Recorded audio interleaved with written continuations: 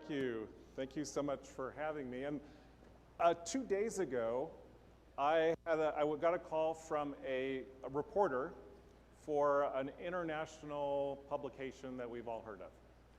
And he said he was calling me because he was at a party, a cocktail party, and he was talking to a defense attorney, just chit-chat, and the defense attorney was complaining to him about PowerPoint in the courtroom and saying that he hated PowerPoint in the courtroom. It's like become something that is really distracting. He just doesn't like it in trial.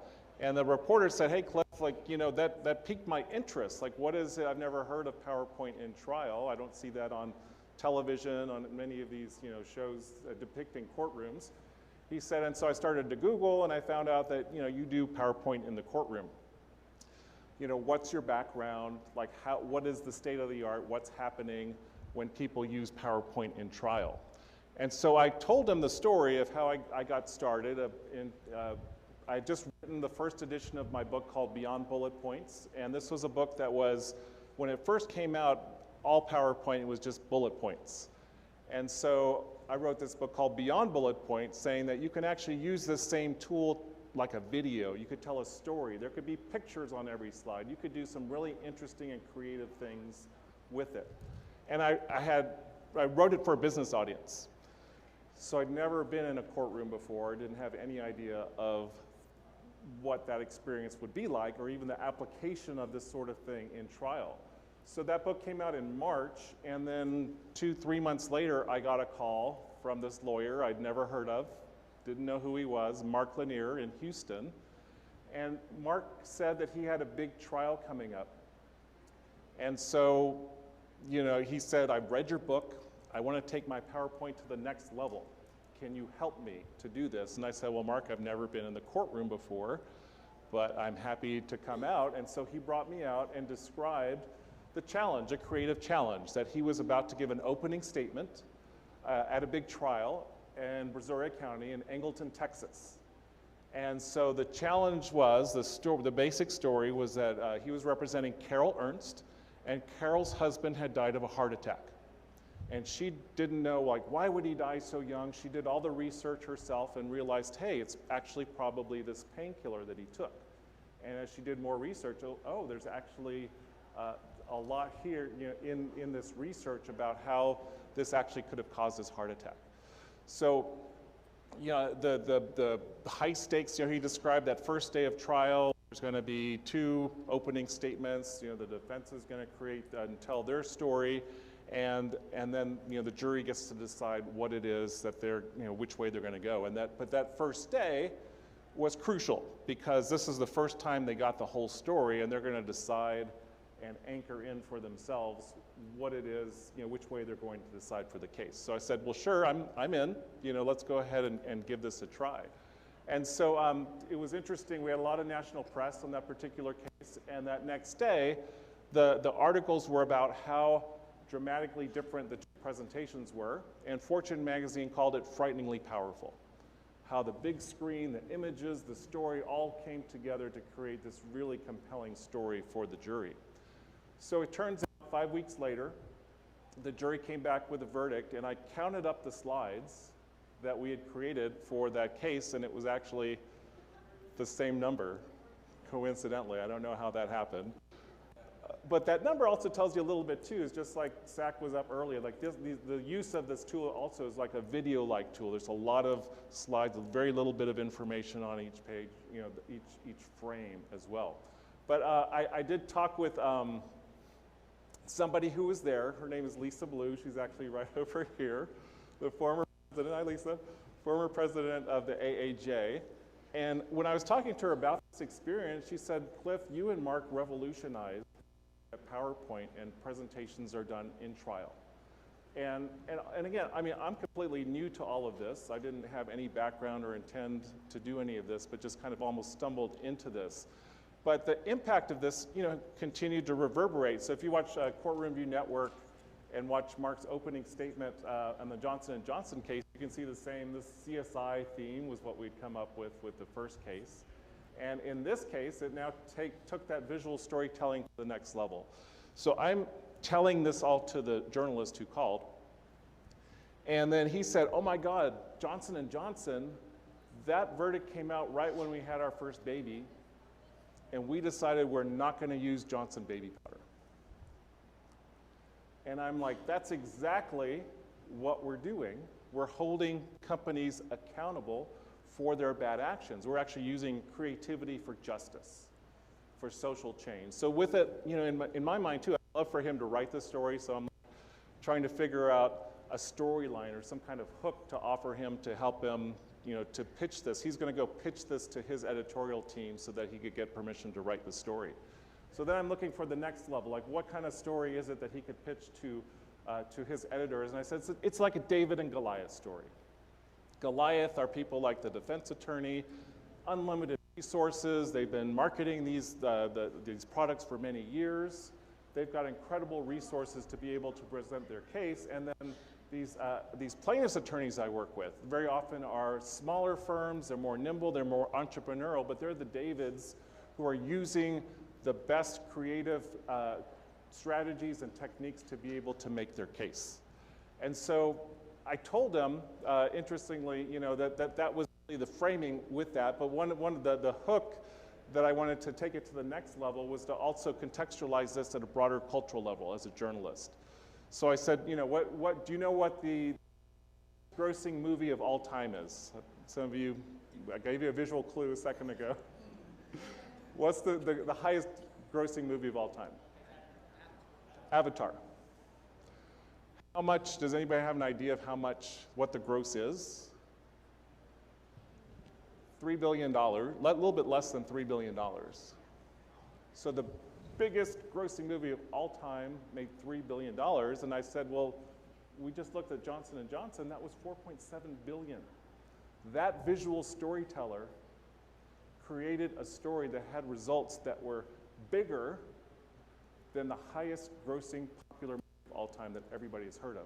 But nobody has heard about what you guys are doing with creativity and visuals and trials. So that was the hook. He said, I love it. I'm going to go pitch it to my editors. So we'll see whether or not that story gets to come out. But really, what we're here to look at today is bringing out, just like Mark did, bringing out your creative best. How is it that you could be the most creative and find the most innovative and interesting visuals in the cases that you're working on? So we're going to look at 3 areas. One is knowing a little bit more about creativity, the obstacles behind it. Secondly, about restoring the creativity that is innately in us. And the third is a sense of play, what you can do to start to unleash your own creative ability on your cases. So to start out with, let's look first at this, what is creativity? How is it wired into our brains? How is it that we can look at this differently? So how many of you would say, I am a creative person? Like how many? 1, 2, 3, 4, 5, 10. So this is probably maybe about 15, 20% of the room would say that we're creative people. And interestingly, you know, we all come into the world very creatively.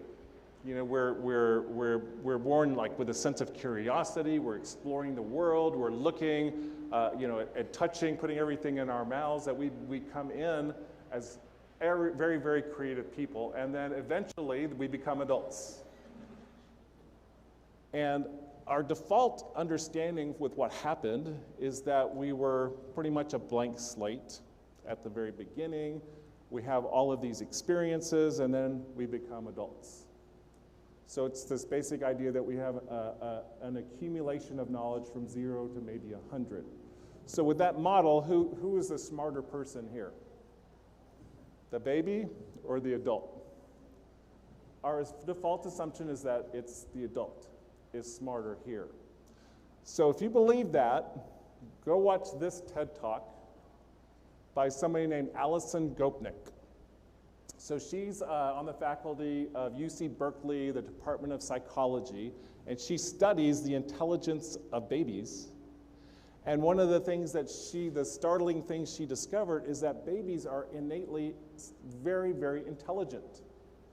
That they have a sense of being able to be open to every possible solution, every creative option that they have. like that's possible. She describes it that they have something she calls lantern thinking, meaning lantern that they could look around and have like look around and look at every possible option. You know, she tested looking at, you know, having them make creative decisions. So what she says is that what happens though is that we eventually lose that capacity and become more focused and have the ability to just look at one thing versus all the options. So over time, that original creativity, that openness begins to fade as we get older. So what she's really saying is the reverse of what our conventional wisdom is. She's saying that the baby is actually smarter and more creative than the adult. That we actually lose that innate sense of creativity and openness as we get older. So, the good news is that it may be possible to be able to reclaim that creativity. To be able to both be the adults that we are, the intelligence, the accumulated knowledge, to reclaim that original sense of play and creativity and openness to help us to be able to apply these in a very practical way. I like this term, serious play. This idea of the juxtaposition of doing something that's strategic, that's very important, but then also having a sense of play about it, having those two be together. Actually, when I first, even before I met Mark, the very first client I worked with was somebody, it's called the Idea Factory in San Francisco, where they brought CEOs into this play space. They gave the CEOs and the senior staff a big sandbox and little play figures and told them to enact their strategy, like the threats that they're facing. They actually had to go into the sandbox and recreate this in a very creative way. So this is something that's not necessarily new, but it's new to the degree which we can start to grab this and have this information and apply this to help us be more creative. But this is also a very personal journey, because if we say that we lost a sense of that original playfulness and creativity, we lost it at a certain time. I did a workshop a while back. Has anybody heard of this, drawing from the right side of the brain? Has anybody done this? Lisa did. So the basic setup is, it's been around for a very long time. It's Betty Edwards wrote the book. Now her son teaches these workshops. But the basic setup is that you go in for a couple days, and you begin the course. It's a drawing course. And you begin the course by, you're given a piece of paper and some drawing tools, and you draw your self-portrait. So you have a little mirror, and then you draw your self-portrait on the paper. So that's intended to be your point A when you begin the course. So this was what mine looked like at the very beginning, which, you know, it's fine, a little bit primitive in its looking, you know, et cetera, but that was my base level. Then over the course of the days of the workshop, then you do exercises like you take a Picasso painting, and then you have to you basically draw it yourself, but the way to do it is you turn it upside down, and then you draw the upside down version. And then when you turn it right side up, it's like, wow, that looks really close to what Picasso did. Or when you're drawing something, let's say you even drew like the lines, the panels of this building, you don't draw the lines, you actually draw the blank space that's between. So you do a series of these exercises in a very short amount of time, and then you draw your after portrait. So this was the after. Like a dramatic, I look a little bit grumpy, I'm sure, but it was a dramatic shift. And then to me, when I saw these two in juxtaposition, it's like, oh, that's that point earlier, whatever point it was that I had that level of drawing skills. Was when I kind of lost that sense of my ability to draw in a more realistic way. And so, really what we're looking at, in that time period of our development is that at some point there starts to be breaks on our creativity. This is an interesting article that I came across about your brain in law school and fear-based narratives. So when fear is part of in the curriculum, what is taught, fear-based narratives. So some of the two interesting findings here is that although some of the fear is productive, Too much fear can be debilitating and distracting. When we feel too much fear, it can actually shut down functioning and our creative ability. And so the key, one of the takeaways from this study, is that you've got to couple, if you're going to use fear, you've also got to have efficacy, something people can do about it. If you don't, then it's conversely, the fear appeals with high levels of threat, and I can't do anything about it, shut people down. So it causes denial and reactance and academic jargon. So fear itself in law school, fear growing up, those can actually begin, are some of the key elements that can shut down creativity. But let me ask you this question. How does the law profession itself, what you do, how does it dampen creativity? It beats it out of you. How does it beat it out of you? Just things we discussed is stress, fear of failure. We've been taught a certain way, and we're locked into that, a certain way of presenting. Go through law school in the first couple of years of practice, we try to use as many legal terms as possible. So it beats us out of us. Okay, great. How about so some of those elements were the stress of the profession. Go ahead. Me? So I think overdevelops the left side of the brain, so very logical.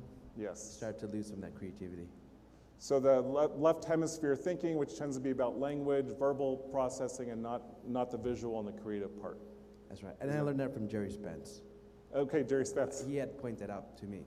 Okay, well, yeah, that's what struck me as somebody completely new to the legal profession. The official record of what happened is the written transcript. Well, what about all the visuals and all this stuff that happened that's very interesting and sophisticated? Even if you attended the last session, so Zach was doing really cool stuff with putting red when something was really bad, that sort of thing is not captured. One more, was there somebody else? Yep, how about over? I think that law school trains you about stare decisis in a way that makes it so we understand that there are these rules that you have to look back to that apply forward, and then we're constrained because we don't want to step outside those rules, not understanding, at least I didn't understand originally, that those bright line rules may be about something. It doesn't mean it's about everything. And so when it comes to being a trial attorney, earlier we learned about using a letter and cross-examination. I'd never thought about that. Yep. And it's a fantastic idea. Yep, terrific, thank you. So a lot of obstacles that we face, that you all face, that are baked into the profession itself and make it difficult to step outside the box. And so what we'll look at today is really kind of having that foundation, knowing that we've got an innate sense of creativity. How can we begin to restore it? How can we begin to tap into what's already inside of us? That was, I love that word, beaten down. I mean, that's probably a good, that stuff, that goes with that whole idea that it's there, but it's just been suppressed. But we have it available to us every day. So that's my proposition, is that we can restore this innate creativity. So when we do that, we're really getting access to be able to be both adults and have our cognitive ability, but also be more open and come up with creative ideas. So one of the big things, one of the first things to do is obviously to study whoever's doing it really well. Who are the experts of serious play? Who can bring and synthesize these two things together?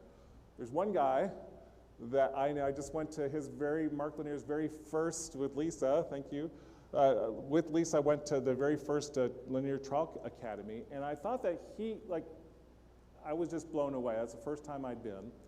But I was blown away by just seeing him on the stage 2.5 days, being this supremely creative individual who can synthesize the complexity, the logic, the law, with creativity, being able to make that embodied and have really interesting ways to present ideas. So when you go, and hopefully you can go and join me next year, you'll see him on the stage. The first thing that I'm struck by is on this big stage, there's just shelves of demonstratives. There's like, this is one example. He's got 3 big buckets, and he's taking a very abstract, difficult to understand concept and using buckets to show that this is as simple as 3 buckets.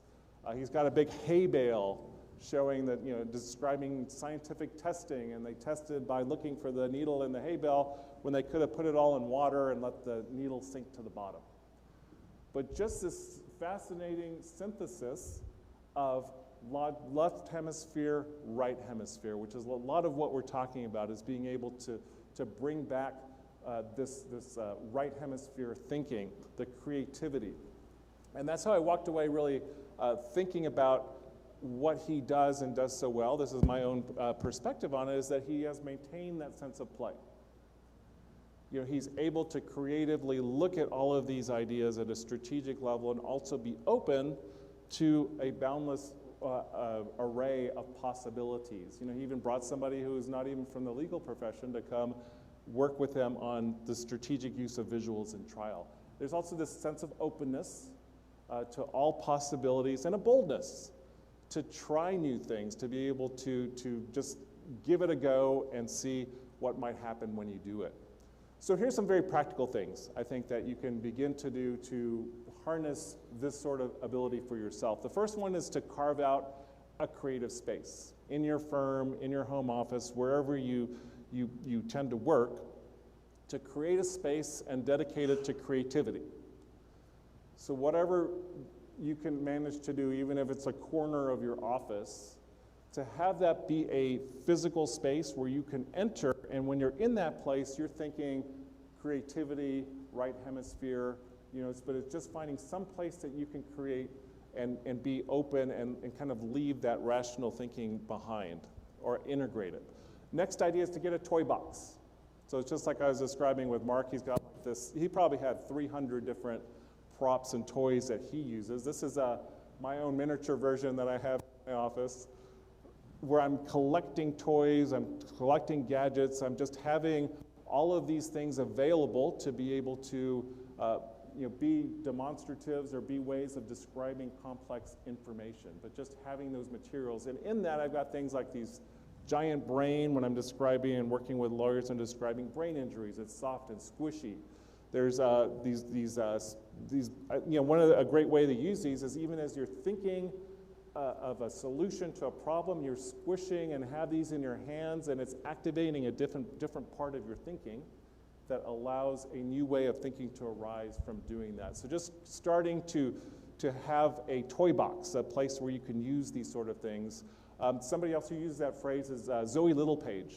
She talks about your trial toys. These are all toys, but it's so interesting that terminology, trial toys, when we're using those words, toys, play, it's actually echoing back to that very beginning, that early part of ourselves where that creativity resides, where we've got that still inside of us.